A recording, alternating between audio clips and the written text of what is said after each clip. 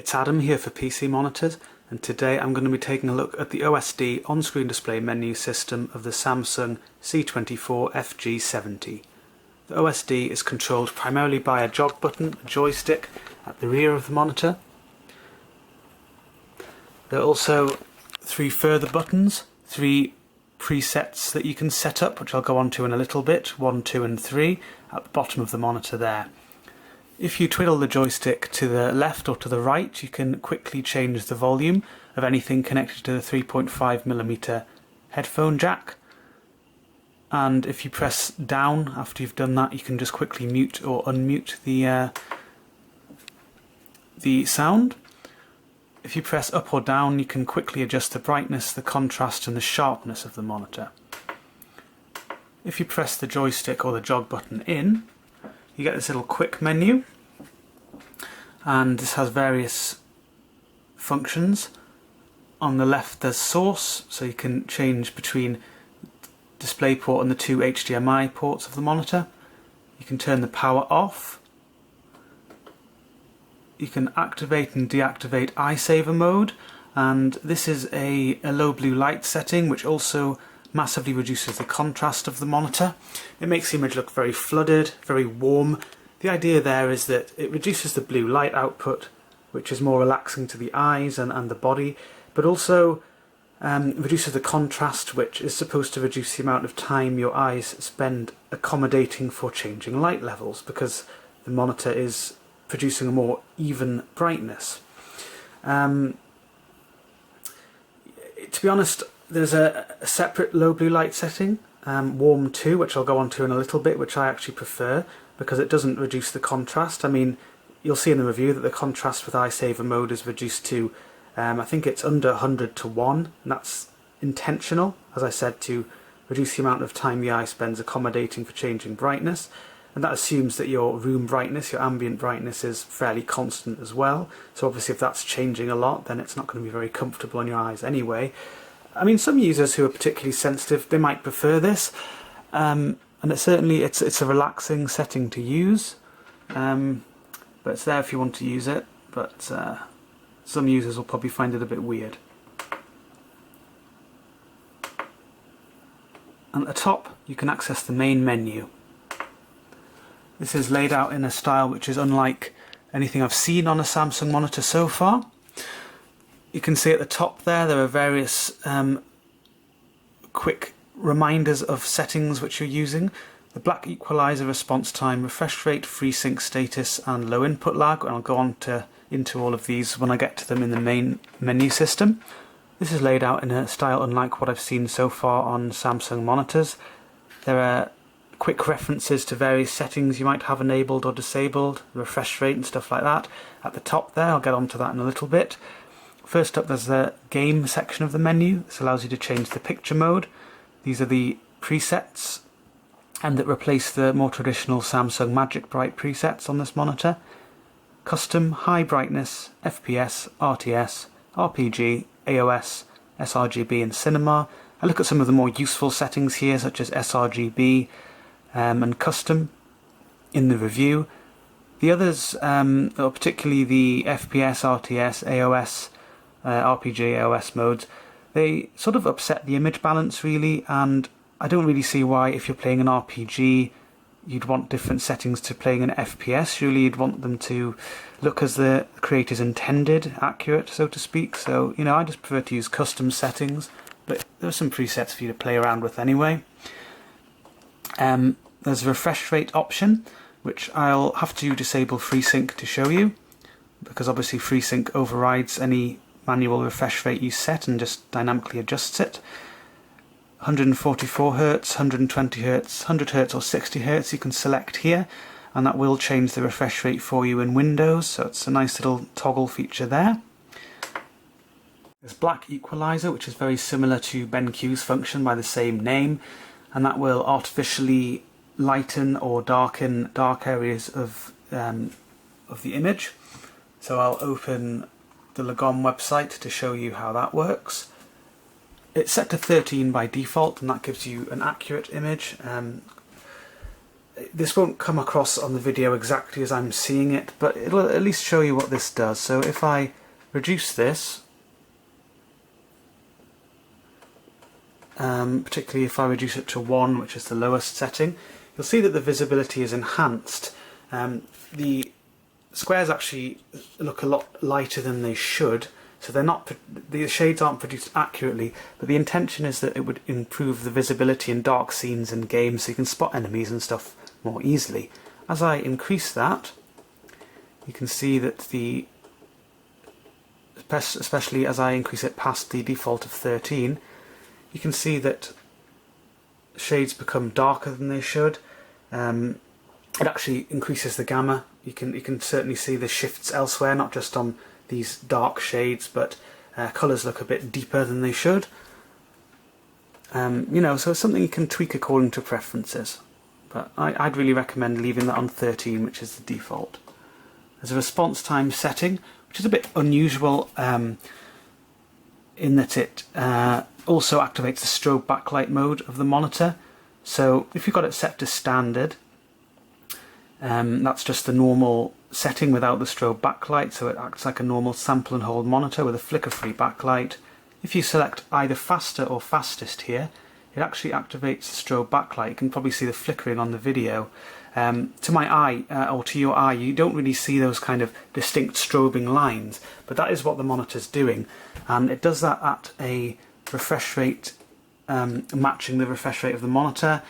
And I go into the mechanism of this in the review and what this does, how it works. I'm not going to repeat that here, but you can actually set it to various different refresh rates, and the strobe backlight mode does work, except at 60 Hz.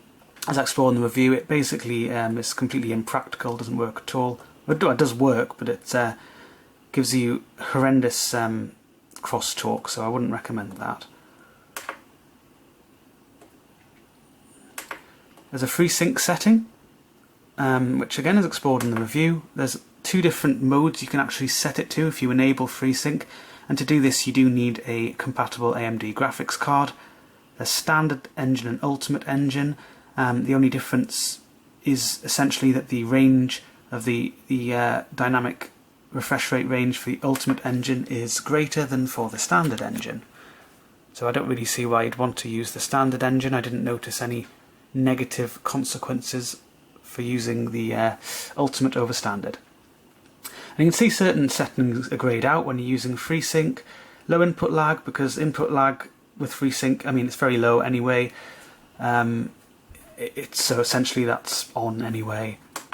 You can't change the response time setting because you cannot activate the strobe backlight mode when FreeSync is active.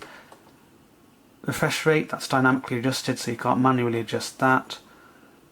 And a screen size setting, which is only really relevant to non-native resolutions anyway. Let's quickly turn that off. So, the screen size setting, as it says, select the best screen size and ratio. If you're using a non-native resolution, or if you want to simulate a different screen size or aspect ratio, you can do that. There are various different settings there.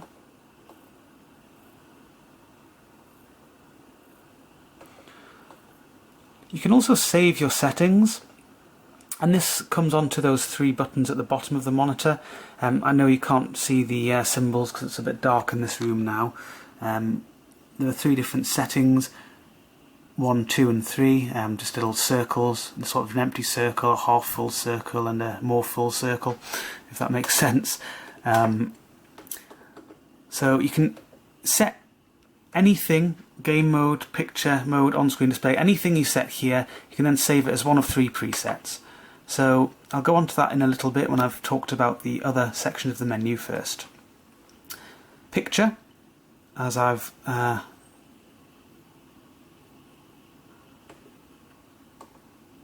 see, got a bit confused there. I thought I'd gone through this already because it says picture mode, and then on picture it has picture mode again, and they're exactly the same presets which I've already gone through.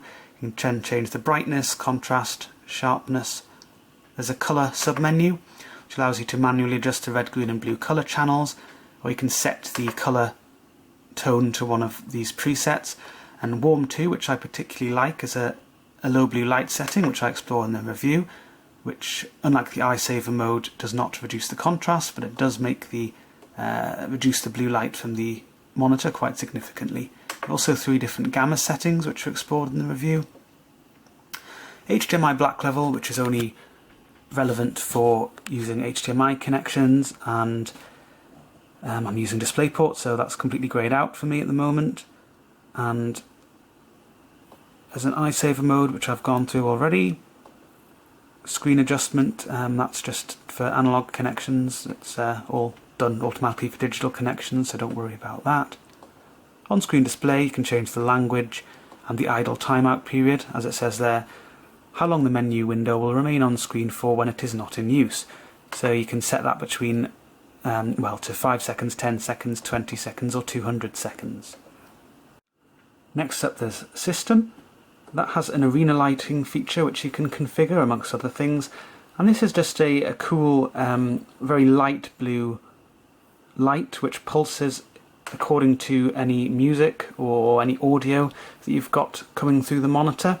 So it doesn't talk to your PC. If you've got speakers or headphones or whatever connected to your PC, the monitor's not going to do anything with its arena lighting. It's only for anything you've got connected to the 3.5mm jack on the monitor that this will sort of dance to. So I'll just demonstrate this in action with some music.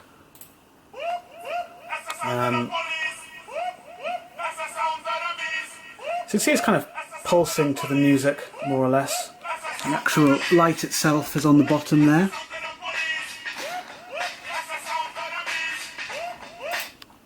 And I didn't choose that song because I'm a massive fan of it or anything. I just thought it showed off the pulsing effect nicely and it seemed quite appropriate for flashing blue lights.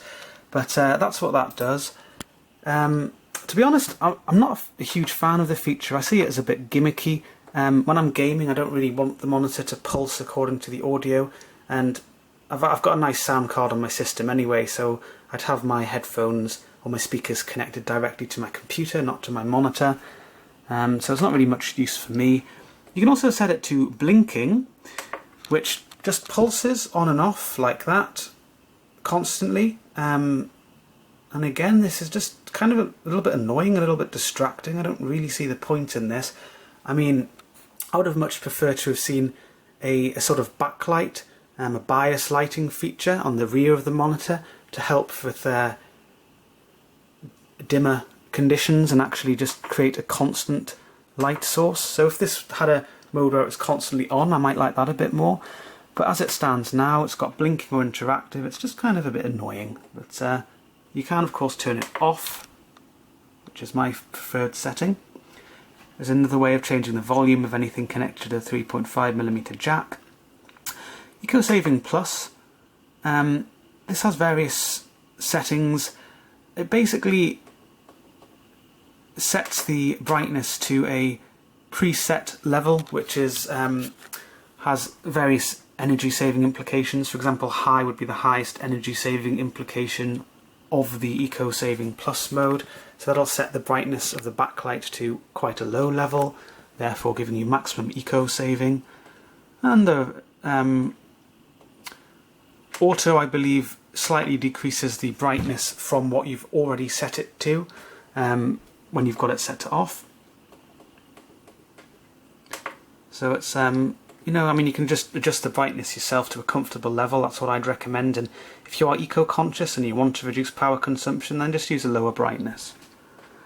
There's an off timer feature, and what that'll do is after a period of time in hours, so you can set this between 1 hour and 23 hours. It's actually set to 4 hours by default and it is turned on, so be aware of this. What will happen is after that set time in hours, the screen will say that it's going to turn itself off unless you press a button on the OSD, so one of these buttons there, or use the joystick there, the screen will turn off. And it's technically on standby or active off, but it's basically exactly the same as if you were to turn the power off to the monitor like this.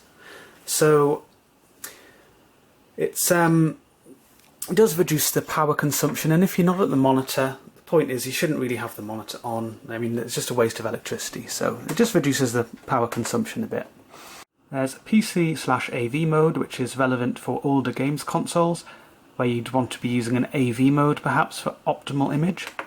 You can set that individually for different ports, but modern games consoles and PC systems should just have that left in the default PC mode. You can change the DisplayPort version to 1.1, that's just a compatibility feature if your graphics card doesn't support 1.2, and with 1.1 you will not be able to make use of AMD FreeSync, for example. There's a source detection feature, so you can have it automatically select the source for you, or if you've got multiple things connected to it and you want to actually manually select the source that's being used, then select the manual function there. Key repeat behaviour, like usual for Samsung monitors, it just changes the behaviour when you press a button or hold a button down on the joystick. It's I just leave it on acceleration. I don't have any problems with how it works usually. You can change the power status LED. So this glows a medium blue by default. It probably looks a bit lighter on the video than it actually is. It's fairly unobtrusive, but if you don't want it to be there when the monitor's switched on, you can instead set that to standby, and that means that the monitor, that the power light will illuminate when the monitor's on standby. It's a little bit confusing actually, because if you have it set to working and the monitor loses signal, for example you just decide to turn your computer off but don't do anything to the monitor itself, that will actually blink intermittently.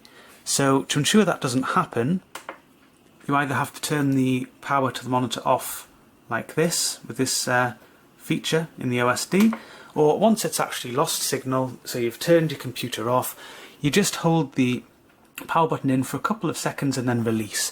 Then the monitor will be switched off, or on active off. It's still technically on standby. I don't want to go into that too much now, but it will mean that the power LED turns off as well.